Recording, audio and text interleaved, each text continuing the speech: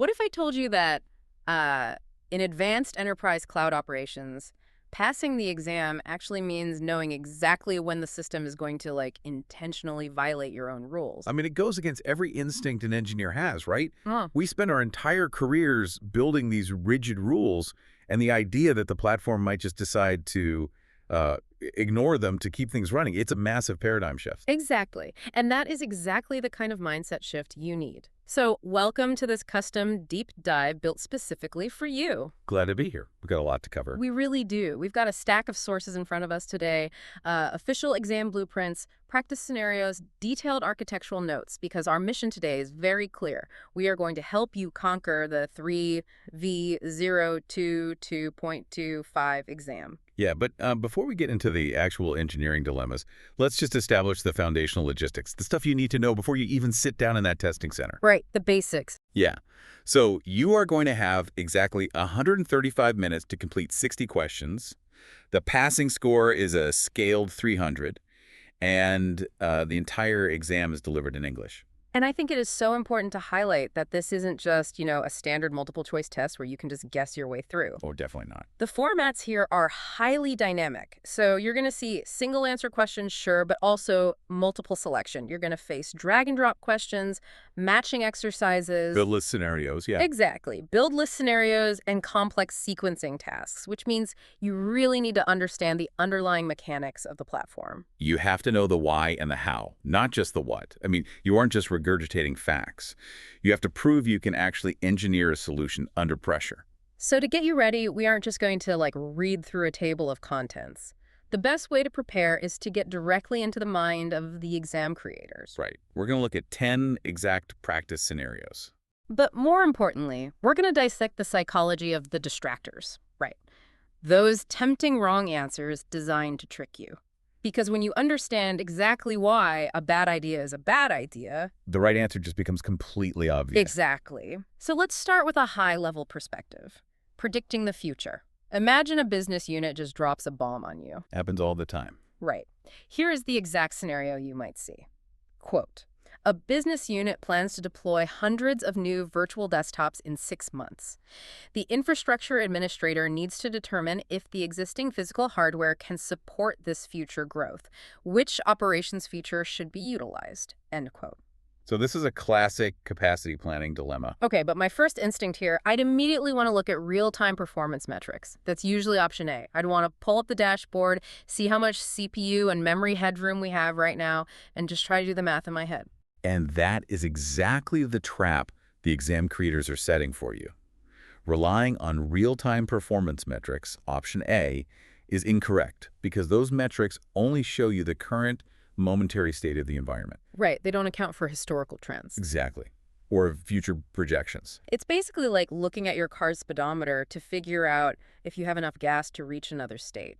I mean, it tells you exactly what you're doing right now, but absolutely nothing about whether you'll make it to your destination. That is a perfect analogy. So instead, the correct feature to use here is option B, what-if scenario modeling. What-if scenario modeling, okay. Yeah, what's fascinating about this platform is that it uses predictive analytics. You can literally input the parameters, saying, add 300 virtual desktops of this specific size, and the system runs a simulation against your historical utilization data. Oh, wow. Yeah, it tells you exactly when your compute or storage will literally run out. That's incredible. But what about the other options the exam might throw at you? Like option C, automated workload rebalancing, or option D, storage policy-based management. Could either of those help? Not at all. Option C, automated workload rebalancing, is a reactive operational feature. Meaning it only deals with the present. Right. It moves existing live workloads around to fix current performance bottlenecks. It does absolutely nothing for planning 6 months out. And what about storage policy-based management? Option D, that strictly dictates how storage is provisioned, like defining RAID levels or encryption. It has zero capability to forecast overall cluster capacity. Okay, so we've planned for the future, but what happens when the present starts falling apart? Troubleshooting. Let's talk troubleshooting. Question 2. Here's the scenario. Quote, an administrator observes unexpected high latency on a specific data store.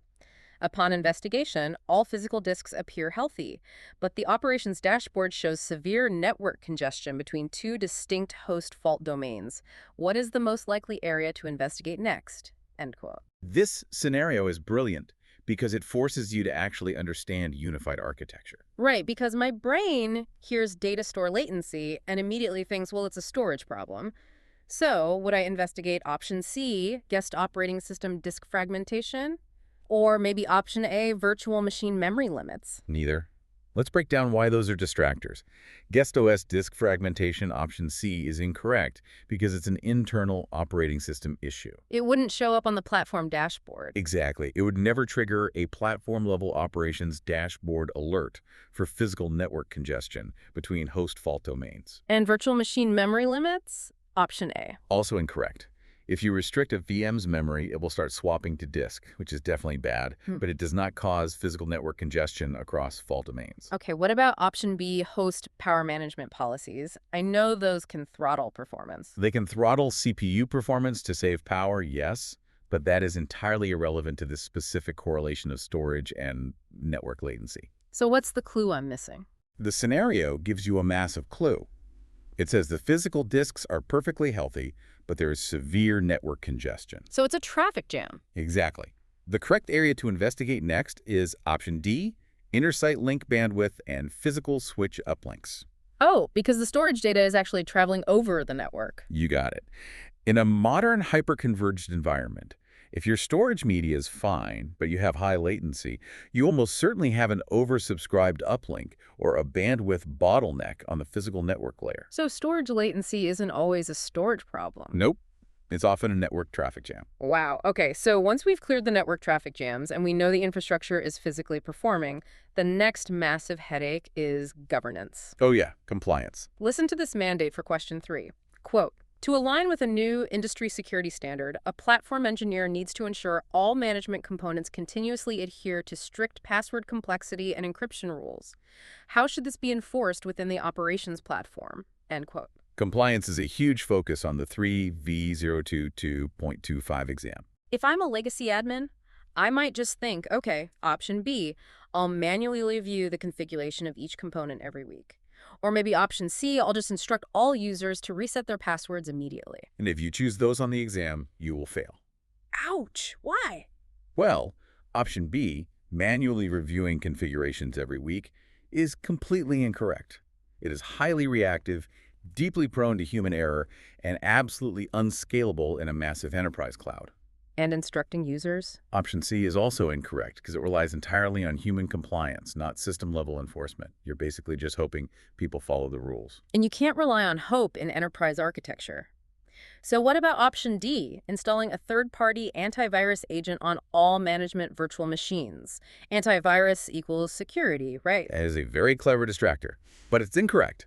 Third-party antivirus agents look for malicious software inside the guest operating system. They don't touch the platform itself. Right. They do not govern or enforce the platform's configuration states or management password rules. So we're left with option A. Yes.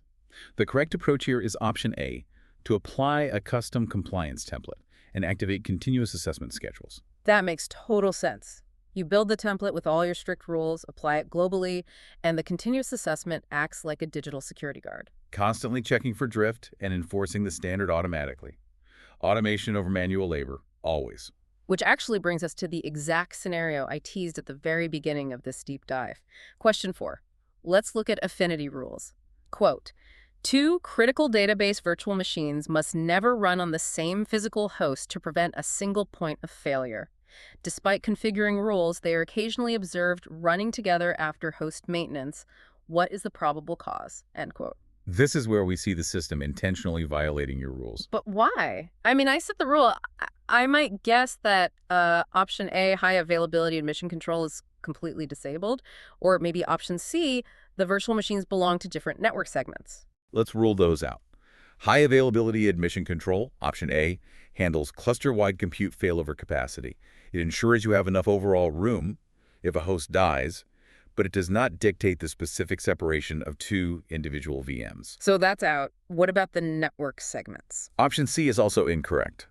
Logical network segments operate at layer 2 or 3 and have 0 influence on physical host compute affinity. Could it be option B that the storage arrays are experiencing significant performance degradation? Incorrect again. Storage array performance degradation has absolutely no bearing on the compute scheduler's placement of a virtual machine. Okay, so what is the actual cause? The correct cause is option D. The anti-affinity rules are configured as preferred rather than mandatory. Wait, I have to challenge this. Why would anyone ever use a preferred rule if they actually want separation? I mean, why not just make it mandatory every single time? Because of constraint events. Things like host maintenance or severe hardware failure. This is the exact trade-off platform engineers have to navigate. Okay, explain that. Well, if you set a mandatory or hard rule, the system will strictly enforce separation no matter what. But what if you lose multiple hosts and there simply aren't two separate hosts available in the cluster? Uh-oh. Right. Under a mandatory rule, one of those critical database VMs will literally not be allowed to boot. Oh, wow. It'll just stay offline. Exactly. So a preferred or soft rule tells the system, look, try your absolute best to keep these apart.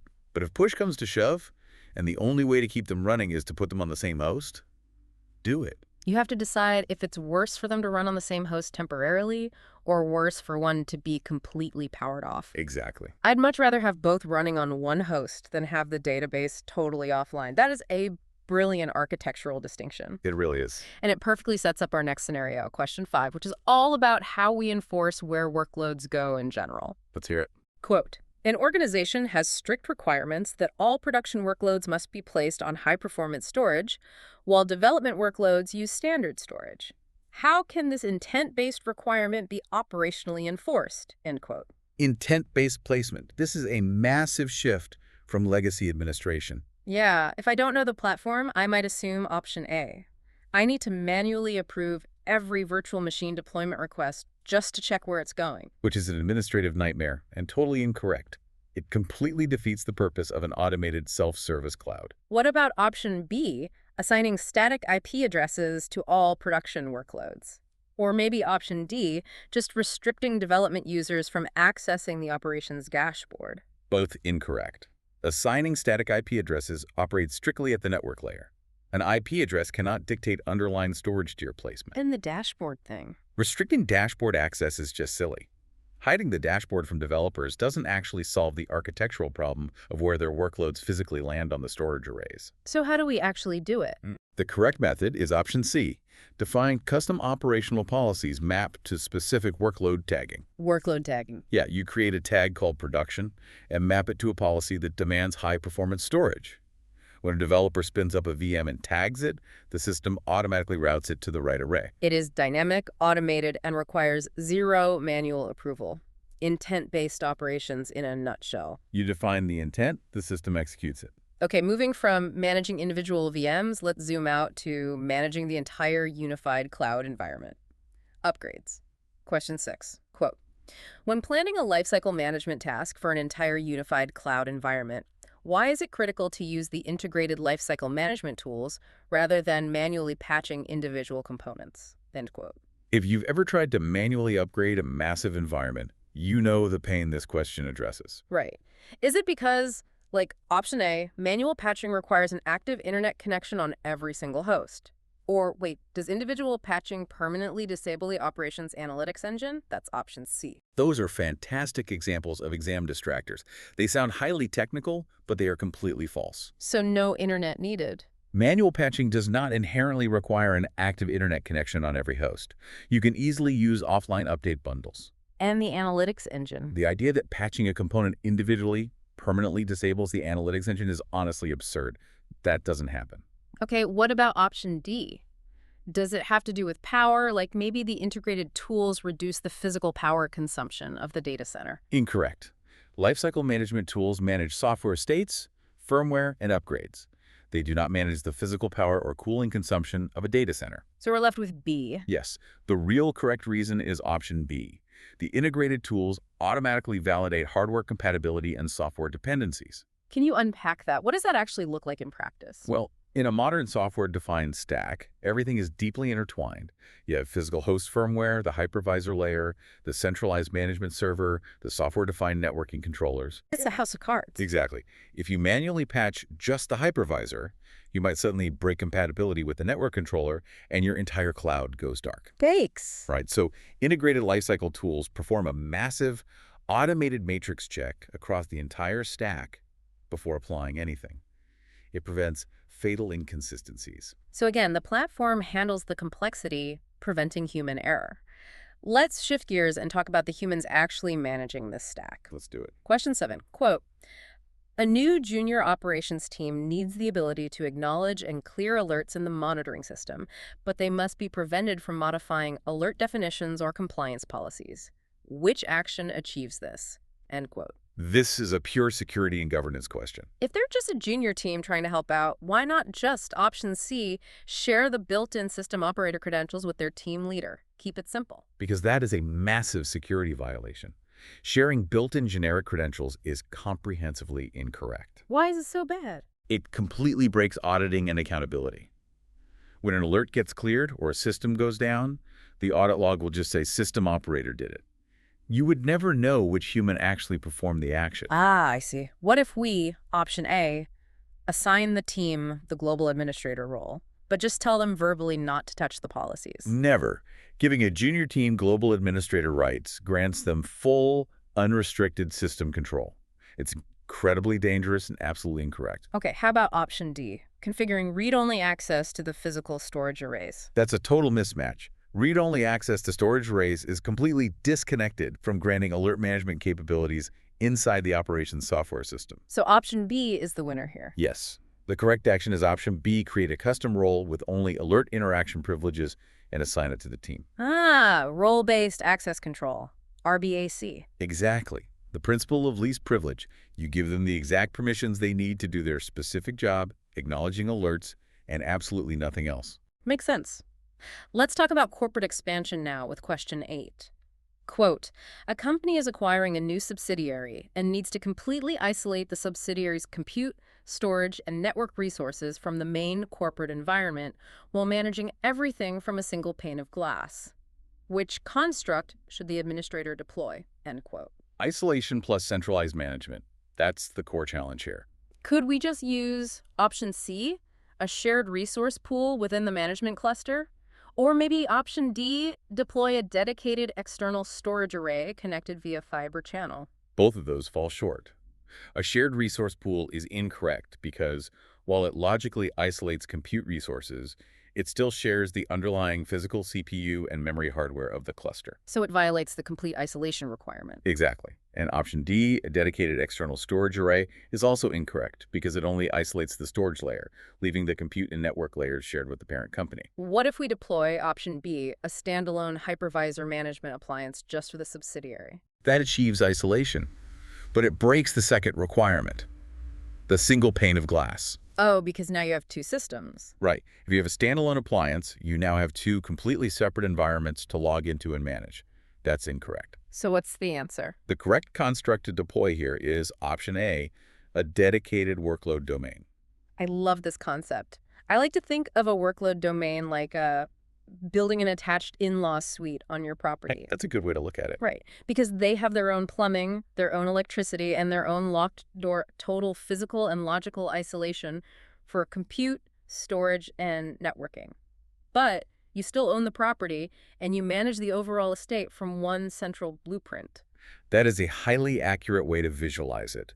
It perfectly satisfies both the absolute isolation and the unified management requirements. All right, we are in the final stretch. Securing communications across this massive estate. Question 9, quote, the internal security team mandates that all infrastructure component certificates be replaced using an enterprise certificate authority. How should this be handled to ensure consistency across the unified platform? End quote. Certificate management is historically one of the most painful tasks for any infrastructure administrator. Tell me about it. If I see this, my first thought might be, okay, option A, I'll just generate self-signed certificates manually on every host and appliance. Or if we have the budget, option D, I'll purchase individual public certificates for every internal component. And the security team would immediately fail your audit. Wait, really? Both are wrong. Yes. Generating self-signed certificates manually, option A, is incorrect because it directly violates the specific mandate in the question, which requires using the Enterprise Certificate Authority. Oh, I missed that. And purchasing them. Purchasing public certificates, option D, is also incorrect for the exact same reason. The mandate specifies the internal enterprise CA, not external public authorities like VeriSign or DigiCert. What if I just, option B, disable certificate validation globally to bypass the requirement and save myself the headache? I mean, you wouldn't have certificate errors anymore, but you also wouldn't have a secure environment. Fair point. Yeah. Disabling validation globally is incorrect because it flagrantly compromises the security posture of the entire platform. So it has to be C. Yes. The correct path is option C. Integrate the Enterprise Certificate Authority directly with the central management platform for automated replacement. Again, automation is the key. Right. You plug the enterprise CA into the management brain, and it automates the issuance, renewal, and replacement of certificates across thousands of components instantly. Exactly. It removes the human error and the administrative nightmare entirely. Okay, here we are at the final scenario. Question 10. And this one is a deeply technical performance mystery. These are my favorite. Quote, a widespread performance issue is reported across multiple applications in a specific cluster. The operations analytics show processor readiness is exceptionally high across most workloads, but overall host memory utilization is low. What is the fundamental issue to address? End quote. This question hinges entirely on your deep understanding of one specific metric: processor readiness or CPU ready time. See, if I don't know the platform deeply, I hear readiness and I think, oh, the system is highly ready to go. It's performing great. That sounds positive, yeah. So if performance is bad, I might look elsewhere. Like, are the physical network switches dropping packets? Option B. Or do the guest operating systems require critical security patches? Option C. And the exam creators know the terminology is counterintuitive, which is why they include those distractors. But they are incorrect. Why? Network switch drops cause network latency and TCP retransmissions, not high CPU readiness. And missing security patches do not natively cause infrastructure-level CPU contention across an entire cluster. What about storage? Option A, do the data stores lack sufficient free capacity? Also incorrect. A lack of data store capacity would cause storage I/O failures, or it would literally pause the virtual machines. It wouldn't spike CPU wait times. Wait time. Yes. The correct answer is option D, that the physical hosts are heavily overcommitted regarding processor resources. CPU readiness is a wait state metric. Explain the mechanics of that. How does it actually work? Think of the CPU scheduler like a checkout line at a grocery store. Okay. The virtual CPUs are the shoppers, and the physical CPU cores are the cashiers. When a virtual machine needs to calculate something, it gets in line. If the line is short, it gets processed immediately. But if there are too many shoppers? Exactly. If you have way too many virtual CPUs assigned across the cluster, the line gets incredibly long.